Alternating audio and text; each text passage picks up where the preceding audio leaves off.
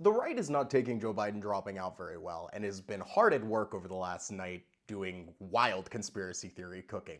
But one American right-wing influencer, James Lindsay, has gone above and beyond in crafting out the Kamala Harris is actually a secret Luciferian casting Marxist incantations.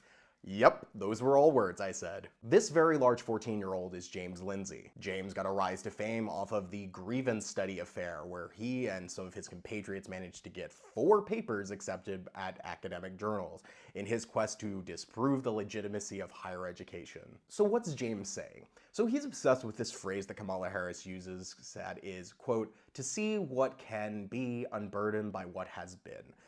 Basically fluffy nonsense. But James is convinced it is esoteric, it's occult, it's a Marxist and Luciferian incantation, and it can be easily seen.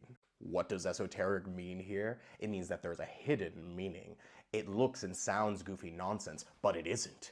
People who know that is coded and Gnostic in its formulation, and the principle she's articulating is ultimately Luciferian, hermetic, a la Marx. We can set aside the hand gestures she typically makes while uttering the incantation, although we shouldn't. It's blatantly up on the right, what can be a worldly utopia, and down on the left, unburdened by or liberated, emancipated from the mundane status quo.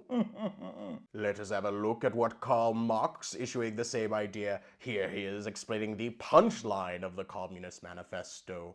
Just so you know, this line is not in the Communist Manifesto. In other words, Marxism itself, in its own manifest declaration, identify it as being able to move into what can be, unburdened by what has been. And socialist Marxist consciousness is a Gnostic awakening to see what can be, unburdened by what has been. You have to appreciate that he's going into Marxist text trying to find lines that sound kinda similar but aren't the same line. And the replies are just, like, I know they want us to be scared of Kamala, but it just looks like she's in a rad metal band. I mean, for realsy. And of course, because it's a right-wing conspiracy, there has to be a part about how Marxism is turning everyone queer. He, of course, also tries to link it to critical race theory. And this one's great. He's presenting that Kamala is trying to push a new French Revolution, or maybe thinks that she is actually Oliver Cromwell. Yeah, you betcha.